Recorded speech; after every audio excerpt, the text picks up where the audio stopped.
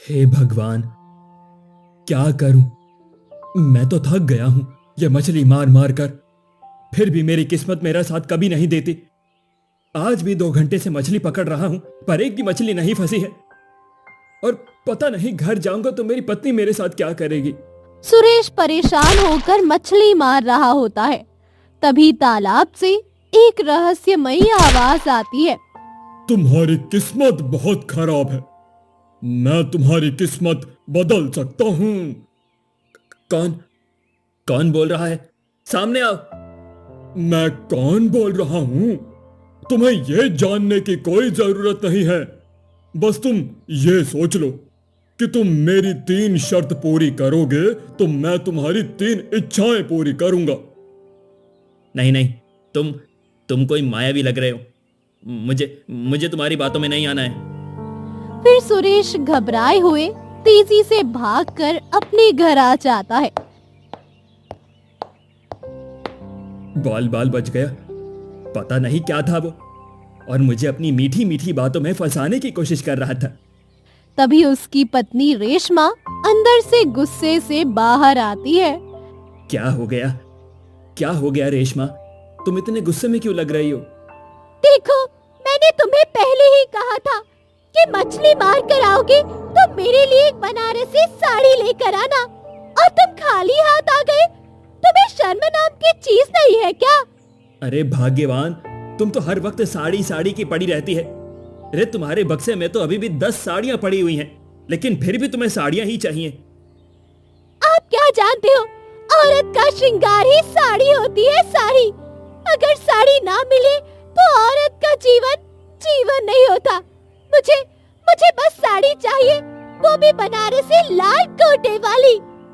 अच्छा ठीक है, अगली बारी मछली बिकेगी तो मैं तुम्हारे लिए लाल गोटे वाली साड़ी ला दूंगा। बस मुझे अगली बार से मतलब नहीं है, मुझे आज और अभी इसी वक्त चाहिए।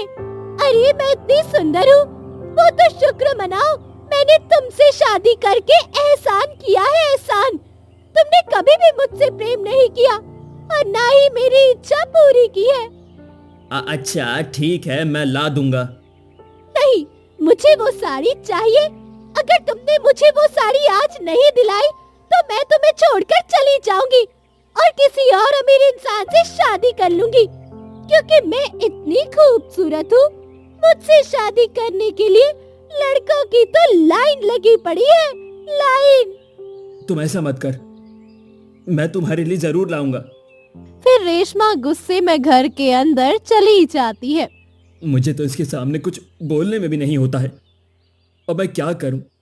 कहां से इसके लिए बनारसी गोटे वाली साड़ी लेकर आऊं? लेकिन अगर नहीं लाया तो कहीं मुझे छोड़कर ही ना चली जाए। कितनी मुश्किल से तो मेरी इससे शादी हुई है। मुझे किसी भी तरह साड़ी का जुगाड़ तो करना ही होगा। फिर सुरेश घर से निकल पड़ता है।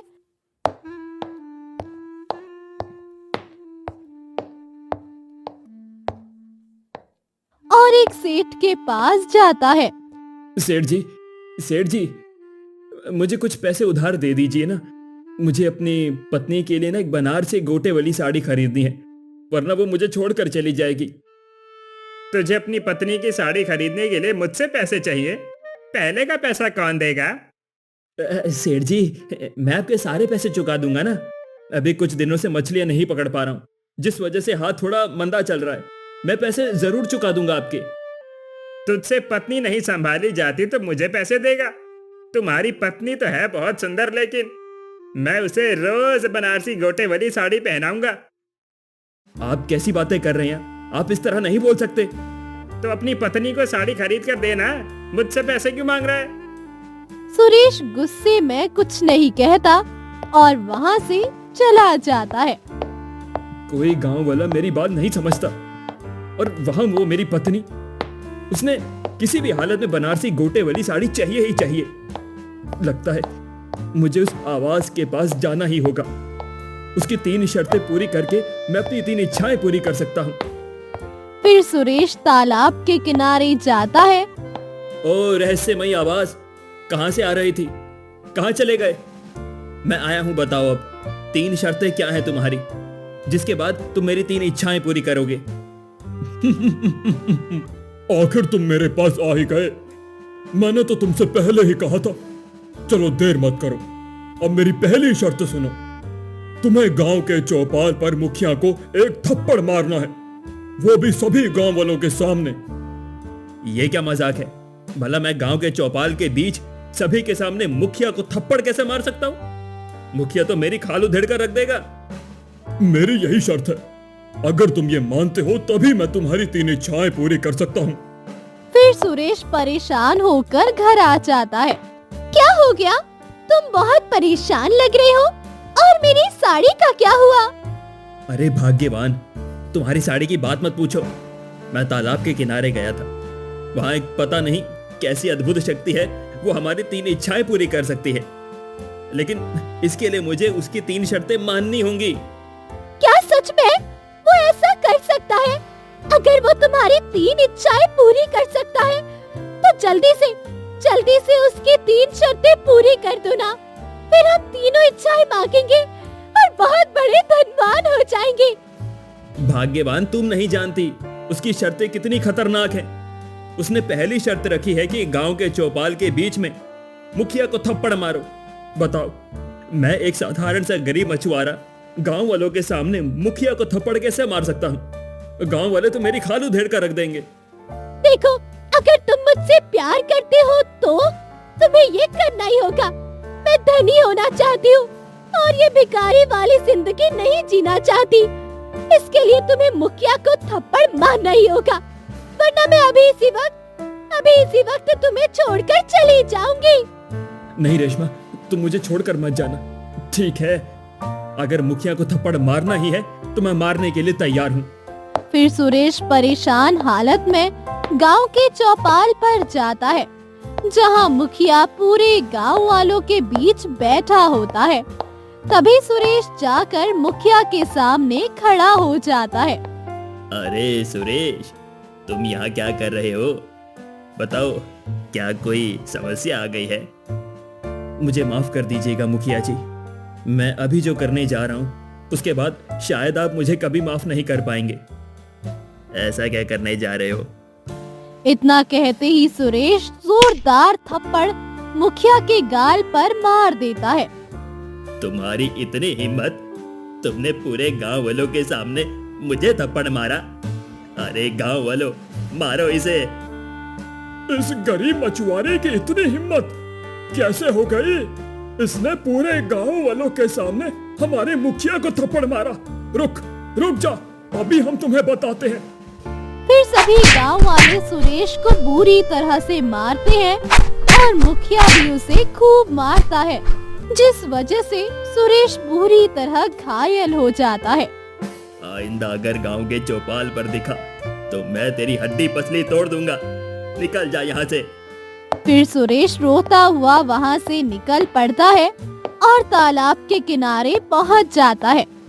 मैंने तुम्हारी पहली शर्त पूरी कर दी, देखो मेरी क्या हालत हो गई है। तुम्हारी पहली शर्त में ही गांव वालों ने मुझे मार मार कर अधमरा कर दिया। ये तो तुमने पहली शर्त पूरी की है, मेरी शर्तें इतनी आसान नहीं होती है। ठीक है, तो अब बताओ तुम्हारी दूसरी शर्त क्या है?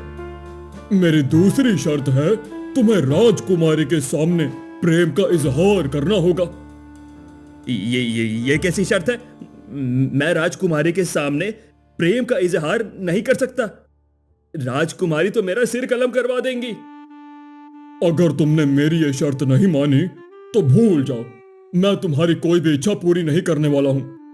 फिर सुरेश और ज्यादा परेशान हो जाता है और चुपचाप घर आकर बैठ जाता है। क्या हुआ? तुमने उसकी पहली शर्त पूरी कर दी? वो खुश हुआ क्या? हाँ, मैंने उसकी पहली शर्त पूरी कर दी और गांव वालों ने देखो मेरी क्या हालत कर दी है। इतना मारा कि मेरा पूरा बदन टूट रहा है। छोड़ो, ये तो कुछ दिनों में ठीक हो जाएगा। अब जल्दी बताओ, उसने दूसरी शर्त क्या बताई है? उसने दूसरी शर्त ऐसी बताई है जिससे मैं मर भी सकता हूँ। ऐसा क्या कह दिया उसने तुमसे? उसने कहा राजकुमारी से मुझे अपने प्रेम का इजहार करना होगा। राजकुमारी के सामने यही उसकी दूसरी शर्त है। तो इसमें बड़ी बात कौन सी है? राजकुमारी रोज जंगल भ्रमण के लिए आती है और आज भी वो जंगल भ्रमण के लिए आएगी, तो तुम जाकर राजकुमारी से अपने प्यार का इजहार कर देना। अरे तुम्हें बिल्कुल भी अंदाजा नहीं है, राजकुमारी मुझे मरवा सकती हैं। देखो जी, हमने गरीबी वाली जिंदगी बहुत झेली है, इसके लिए तुम तो इतना कर ही सकते हो। अगर तुम मुझे अपने पास रखना चाहते हो तो तुमको ऐसा करना ही होगा। फिर सुरेश घर से निकल पड़ता है और घने जंगल की तरफ चला जाता है, जहाँ राजकुमारी जंगल में भ्रमण कर रही होती है। हे भगवान, मैं क्या करूं? एक तरफ मेरी पत्नी है और दूसरी तरफ ये राजकुमारी। क्या करूं मैं? अपनी पत्नी को भी नहीं छोड़ सकता और उसे बचाने के लिए मुझे राजकुमारी के सामने अपने दिल की बात भी कहनी होगी। सुरेश राजकुमारी के पास जाता है, लेकिन देखता है कि वहाँ बहुत सारे सैनिक हैं। इतने सारे सैनिकों के सामने मैं राजकुमारी से अपने दिल की बात कह कैसे सकता हूँ? ओहो, मुझे तो किसी तरह सैनिकों को हटाना होगा। तभी भेड़िए की आवाज सुनाई देती है। अरे, लगता है कोई भेड़िया आसपास में है। तुम लोग जाकर देखो, कहाँ है भेड़िया? उसे भगा दो, मुझे भेड़िए से बहुत डर लगता है। फिर सभी सैनिक वहाँ से भागकर भेड़िए को खोजने निकल पड़ते हैं। चलो, यही सही मौका है। मुझे जल्दी से राजकुमारी से अपने दिल की बात कह देनी चाहिए। फिर सुरेश राजकुमारी के सामने आकर खड़ा हो जाता है। तुम कौन हो और मेरे सामने क्या कर रहे हो? चले जाओ यहाँ से। राजकुमारी, मैं आपको इतने दिनों से देखता आ रहा हूँ, लेकिन मैंने आपसे कभी कहा नहीं, लेकिन मैं आपसे बहुत प्रेम करता हूँ और आपसे विवाह करना चाहता हूँ। तुम्हें बिल्कुल भी शर्म नाम की चीज नहीं है। तुम ये क्या कह रहे हो? तुम एक मामूली इंसान होकर राजकुमारी से विवाह करने का सपना देख रहे हो? मैं तुम्हारा सर कलम करवा सकती हूँ। आपको जो करना है करिए राजकुमारी, पर मैं आपसे बहुत प्रेम करता हूँ और आपके प्रेम के साथ अपनी बाकी जिंदगी बिताना चाहता हूँ। चले जाओ यहाँ से, मुझे तुमसे विवाह करना नहीं है। फिर राजकुमारी चंद्रलेखा गुस्से में सुरेश के गाल पर जोरदार थप्पड़ मार देती है और वहाँ से चली जाती है। हे भगवान, राजकुमारी ने भी मुझे जोरदार थप्पड़ मार दिया। अब मुझे उसके पास जाना चाहिए। मैं उसकी दूसरी शर्त पूरी कर चुका हूँ। पागल है वो। फिर सुरेश परेशान होकर फिर तालाब के पास आता है। सुनो, मैंने तुम्हारी दूसरी शर्त भी पूरी कर दी है। राजकुमारी ने मुझे ये देखो जोरदार थप्पड़ मारा। तुमने मेरी 2 इच्छाएं पूरी कर दी हैं, लेकिन अब एक और इच्छा बाकी है। ठीक है, अब जल्दी बताओ वो क्या है, मैं वो भी पूरे कर दूंगा। उसके बाद तुम मेरी 3 इच्छाएं पूरी करोगे, जिससे मैं अपनी पत्नी को एक अच्छी जिंदगी दे सकूं और वो मुझे छोड़कर नहीं जाएगी। तुम अपनी पत्नी से बहुत प्रेम करते हो ना? हाँ हाँ, मैं अपनी पत्नी से बहुत प्रेम करता हूँ और उसे एक अच्छी जिंदगी देने के लिए मैं कुछ भी खतरा उठाने के लिए तैयार हूँ। चलो ठीक है, मेरी तीसरी शर्त ये है कि तुम्हें राजा का ताज चुराना होगा और वो ताज लेकर मेरे पास आना होगा। अरे ये तुम क्या कह रहे हो? अब सीधे राजा का ताज चुराना है? अरे तुम मुझे सच में फांसी दिलवाना चाहते हो क्या? अरे कुछ तो रहम करो मेरे ऊपर। उधर मेरी पत्नी और इधर तुम हो कि मुझे मारने पर तुले हुए हो। मैं और कुछ नहीं सुनना चाहता। अगर तुम मेरी ये शर्त पूरी कर दोगे तो सोच लो, तुम्हारी पत्नी को जो जितना खूबसूरत है वो तुम्हें छोड़कर कभी नहीं जाएगी। फिर सुरेश उदास होकर घर लौट जाता है। देखो जी, आपने उसकी दूसरी शर्त पूरी कर दी है। अब बताओ, उसने तीसरी शर्त में क्या कहा है? अरे भगवान, तुम्हें नहीं पता? उसने तीसरी शर्त में कहा है कि राजा का ताज चुराओ। अगर मैं राजा का ताज चुराने लगूं और पकड़ा गया तो तुम्हें पता है ना, राजा मेरा सर कलम करवा देंगे। इसीलिए मैं वहां नहीं जाने वाला हूँ। देखो जी, इतना तो हो ही गया है। अब आखिरी शर्त है, उसे भी पूरी कर लो ना, तभी हम धनी हो जाएंगे। ये तुम कैसी बातें कर रही हो? मैं मर जाऊंगा। ऐसा कुछ नहीं होता है। अगर तुम्हें मुझे अपने पास रखना है तो तुम्हें ये सब मानना पड़ेगा। फिर सुरेश ना चाहते हुए भी उठ जाता है और राजमहल की तरफ जाने लगता है। तभी पीछे से रेशमा जोर जोर से हंसने लगती है। मैं तो यही चाहती थी कि तुम राजमहल जाओ और वहां से ताज चुराओ और राजा तुम्हें जान से ही मार दे। फिर मैं तालाब के पास जाकर ढेर सारा धन लेकर एक अच्छी जिंदगी जीऊंगी और अपने प्रेमी से शादी कर लूंगी। और वही दूसरी तरफ सुरेश चोरी छिपे राजमहल में घुस जाता है। राजमहल में तो घुस गया। अब राजा का कक्ष कौन सा है ये मुझे नहीं पता, लेकिन किसी भी तरह मुझे राजा के कक्ष तक जाना तो होगा ही। फिर सुरेश किसी तरह राजा के कक्ष तक पहुंच जाता है, जहां राजा के सिरहाने में उसका ताज रखा रहता है। चलो, मुझे मिल गया। राजा का ताज वो रहा। अब जल्दी से ये ताज लेकर मैं यहाँ से चला जाता हूँ, फिर किसी को भी पता नहीं चलेगा। जैसे ही सुरेश वो ताज चुरा कर जाने लगता है कि तभी उसके हाथ से एक पानी का गिलास गिर जाता है, जिससे राजा की नींद खुल जाती है। अरे तुम कौन हो? रुक जाओ, सैनिकों पकड़ो, देखो कौन आया है मेरे कक्ष में। तभी सैनिक भागते हैं और सुरेश को पकड़ लेते हैं।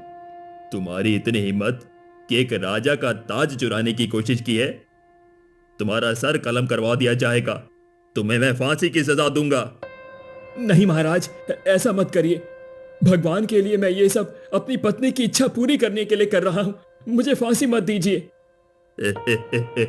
तुमने क्या सोचा था? राजमहल में चोरी करोगे और तुम्हें कोई सजा नहीं मिलेगी? तुम्हें इसकी सजा जरूर मिलेगी। कल सुबह के सूर्य उदय के बाद तुम्हें फांसी दी जाएगी। ये खबर पूरे राज्य में फैल जाती है। अरे तुमने सुना? वही मछुआरा सुरेश, जिसने मुखिया को पूरे समाज के सामने थप्पड़ मारा था, आज वो राजा का ताज चुराने रात को गया था। राजा ने उसे पकड़ लिया। अब देखो, बेचारे को आज ही फांसी लगेगी। चलो, ये बात हमें उसकी पत्नी को बतानी चाहिए, वो भी इंतजार कर रही होगी। उसका पति ताज चुरा कर आएगा और उसके लिए नए नए कपड़े दिलाएगा। फिर दोनों गांव वाले हंसते हुए रेशमा के पास जाते हैं। रेशमा, घर में क्या कर रही है? अरे तुम्हारे पति को फांसी लगने वाली है, बाहर आओ। फिर रेशमा बाहर आती है। आप लोग क्या कह रहे हैं? नहीं नहीं, मेरे पति को फांसी नहीं लग सकती। तुमने क्या सोचा था? चोरी करवा कर एक अच्छी जिंदगी जी पाओगी? अब तो बेचारा मरने वाला है। फिर सभी गांव वाले हंसते हुए वहां से चले जाते हैं। चलो, बहुत अच्छा हुआ। मैं तो यही सोचती थी, अब मुझे तालाब के पास जाना चाहिए और फिर मैं अपनी 3 इच्छा मांग लूंगी और फिर मैं बहुत धनी हो जाऊंगी। फिर रेशमा खुशी खुशी तालाब के पास खड़ी हो जाती है। हे जादुई आवाज, तुम्हारी 3 इच्छाएं मेरे पति ने पूरी कर दी और आखिरी इच्छा पूरी करते करते महाराज ने उसे पकड़ लिया। अब जल्दी से मेरी 3 इच्छा पूरी कर दो, तुम्हारी 3 शर्तें पूरी हो गई। तभी तेज रोशनी फैलती है और तालाब से एक सुंदर राजकुमार बाहर आता है। तुम कौन हो और इस तालाब से बाहर क्यों आए हो? मैं राजकुमार शुभम हूँ और मैं एक श्राप की वजह से इस तालाब में कैद हो गया था, और तुमने लालच के चलते अपने पति पर बिल्कुल भी तरस नहीं किया और उसके मरने पर तुम इतनी खुशी मना रही हो। अब तुम्हें इसकी सजा जरूर मिलेगी। नहीं, तुमने कहा था अब मेरी 3 इच्छा पूरी करो। चलो, मैं तुम्हारी इच्छाएं पूरी करता हूँ।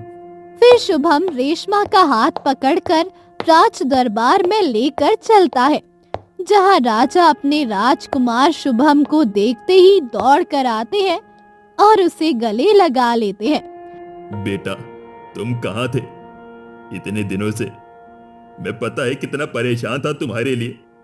तुम ठीक तो हो ना? मैं 3 वर्षों से तुम्हें ढूंढ ढूंढ कर परेशान हो गया था। पिताजी, मैं तालाब में कैद हो गया था एक श्राप की वजह से। श्राप? कैसा श्राप? पिताजी, जब मैं एक दिन तालाब के पास घने जंगलों में शिकार कर रहा था। शिकार करते करते कितना दूर आ गया हूं। अब मुझे राजमहल लौट जाना चाहिए, शाम भी होने वाली है। फिर राजकुमार शुभम घने जंगलों से आगे बढ़ रहे होते हैं कि तभी एक पेड़ के नीचे एक साधु प्यास से तड़प रहा होता है। कोई है, मुझे पानी पिला दो, मैं बहुत ही प्यास से तड़प रहा हूं, मुझसे उठा भी नहीं जा रहा, कोई तो मेरी मदद करो।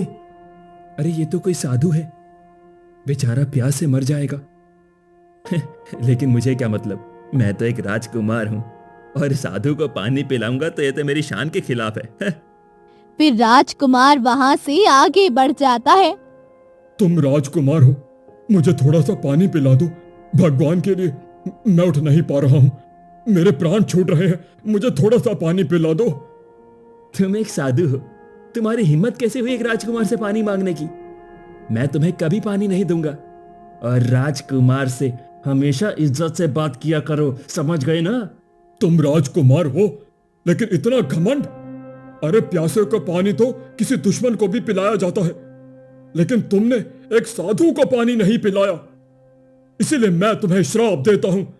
जिस तरह मैं पानी बिना तड़प तड़प कर मर रहा हूं, इसी तरह तुम पानी में कैद हो जाओगे, और जब तक तुम्हारी कोई 3 शर्तें पूरी ना करेगा तब तक तुम कभी आजाद नहीं हो पाओगे। फिर साधु वही मर जाते हैं।